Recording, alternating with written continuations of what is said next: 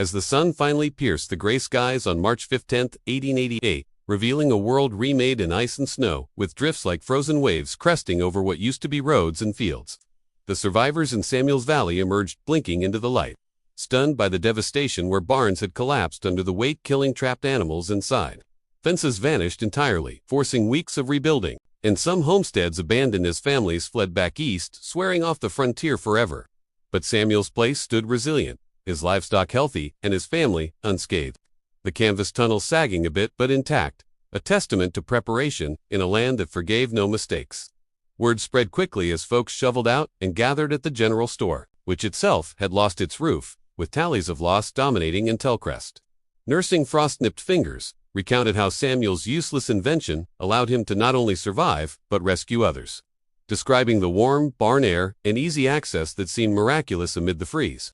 And soon, neighbors who had mocked him lined up to inspect the tunnel, sketching their own versions on napkins and bartering for canvas scraps, while Samuel humbly shared tips on anchoring and ventilation, refusing payment but accepting help with repairs to his fence.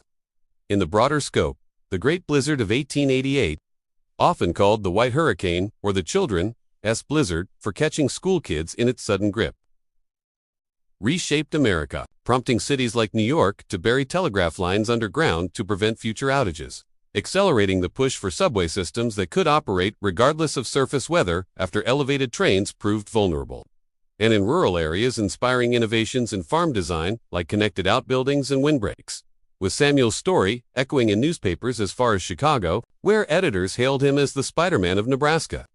For his nature-inspired genius that saved lives when technology failed, historians later noted how the storm exposed the fragility of frontier life, leading to better weather forecasting through the nascent U.S. Weather Bureau and communal aid networks that helped rebuild. But for Samuel, the real change was personal. His marriage strengthened through shared triumph. His kids growing up with tales of Dad's foresight that taught them resilience, and even old rivals like Crest becoming close friends, collaborating on a community grain silo that withstood future winters. Years passed, and Samuel lived to 80, seeing his valley prosper with railroads bringing supplies and his tunnel design adapted into permanent covered walkways on larger ranches, a quiet legacy that proved innovation isn't about grandeur but practicality, reminding us today, in our world of climate uncertainties, that laughing at crazy ideas might mean missing out on survival tools, whether it's stockpiling for storms or rethinking how we build against nature's whims.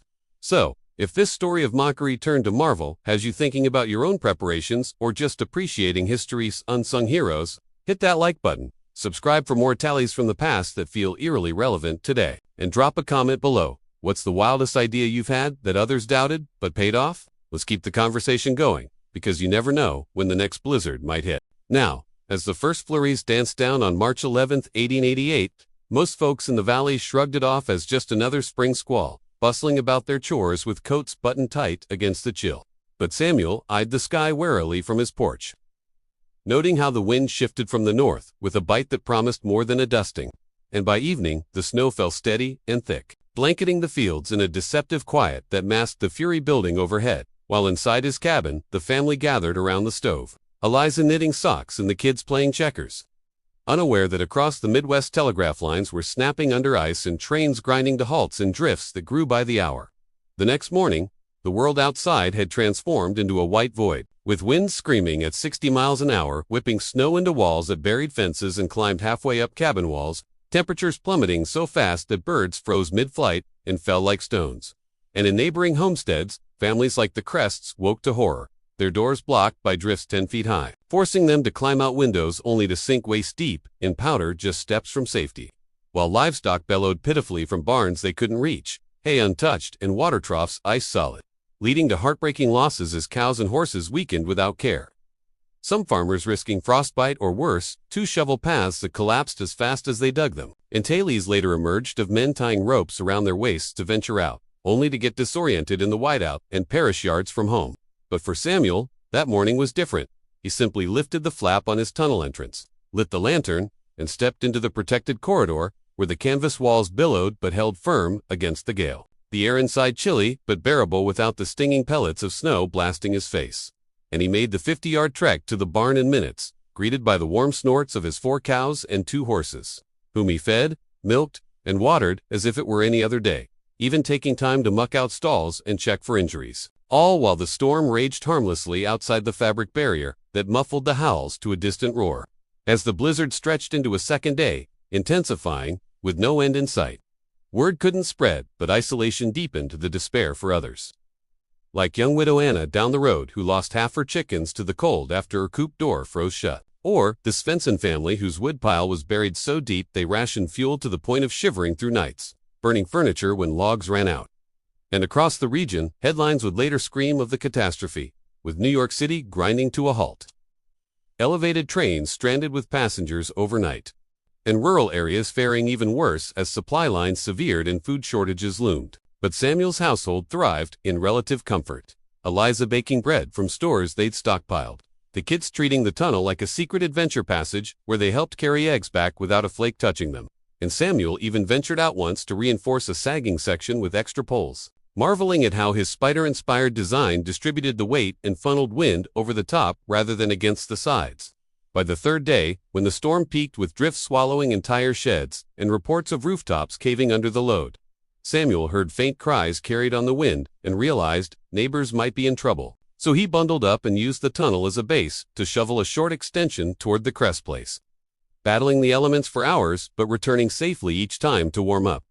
And eventually, he reached their buried cabin, digging them out and guiding Old Man Crest and his wife through the snow to his own home, where hot soup and a fire awaited, Crest's laughter long gone, replaced by wide-eyed gratitude as he admitted through chattering teeth that the Folly Solway had just saved their lives.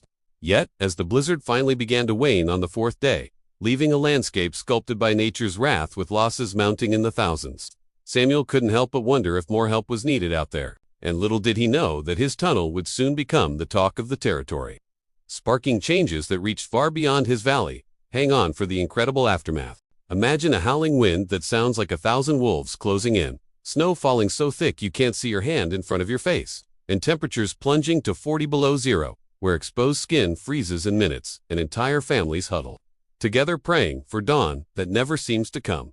That's the nightmare that gripped the American Midwest in March of 1888. A storm so ferocious it buried whole towns under drifts 20 feet high, killed over 400 people from New York to the Dakotas, stranded trains like forgotten toys in a white wasteland, and wiped out tens of thousands of cattle that represented livelihoods for desperate homesteaders who had staked everything on the promise of the frontier. But amid this chaos, one man in a remote valley in Nebraska didn't panic, didn't lose a single animal, and even managed to brew coffee in his barn while the world outside turned into a frozen hell. All because of a simple invention that everyone around him had ridiculed as the dumbest waste of time and fabric they'd ever seen. You might think this sounds like some tall tale from an old western, but it's rooted in the real struggles of pioneers like Samuel Thornton, a quiet farmer whose story has been passed down through generations. A reminder that sometimes the craziest ideas are the ones that save lives when nature decides to test humanity's limits. And as we dive into this incredible account, you'll see how a bit of foresight and a lot of stubbornness turned mockery into art. Picture Samuel in the fall of 1887, a lanky 32-year-old with calloused hands and a beard that hid a thoughtful smile. Having moved to Nebraska from Ohio 5 years earlier with his wife Elisa and their 2 young kids, claiming a 106-acre plot under the Homestead Act, where the land was flat and unforgiving. Summers scorched the soil, and winters could sneak up like a thief. But Samuel had read about the brutal winters in the almanacs and heard whispers from old trappers about blizzards that could erase a man from the earth. So he spent his evenings after chores sketching plans on scraps of paper by lantern light. He inspired one day when he watched a spider spin a web between 2 fence posts, creating a protected path that withstood the wind. And that's when the idea hit him like a bolt to build a tunnel connecting his modest sod cabin to the barn, 50 yards away. Not some fancy brick structure, but a simple frame of wooden poles covered in heavy canvas sailcloth he debartered for in town, reinforced with ropes and stakes to keep it from collapsing under snow. His neighbors, a tight-knit bunch of German and Swedish immigrants scratching out livings on nearby claims, caught wind of it when Samuel started hammering the poles into the ground that October, and they rode over on horseback to gawk, chuckling at first because who in their right mind wastes good money on sailcloth when you could buy more seed or a better plow? And Old Man Crest, the unofficial leader of the valley, with his booming laugh and weathered face, slapped his knee and hollered, "Sam, what in tarnation is that contraption planning to sail your cows to China?" While others joined in, calling it the Fool's Hallway or Thornton's Folly. teasing that he'd gone soft in the head from too much solitude. And even Eliza worried quietly that it might draw more ridicule than respect, but Samuel just nodded politely, explaining in his calm way that winters were getting harsher and a protected path could mean the difference between feeding the livestock or watching them starve. Though deep down he doubted himself a little when the costs added up, and the tunnel stood there like an awkward snake across the yard, empty and unused under the autumn sun. As the days grew shorter and frost crusted the ground each morning, Samuel fine-tuned his creation, adding flaps at both ends to seal out drafts, lining the floor with straw for traction, and even rigging a small lantern hook inside for light during storms, all while the community buzzed with jokes at the general store, where folks bet on how long before the wind tore it to shreds, or Samuel admitted defeat and tore it down himself, but he held firm, driven by memories of his father's tales from the Ohio winters where unprepared families lost everything.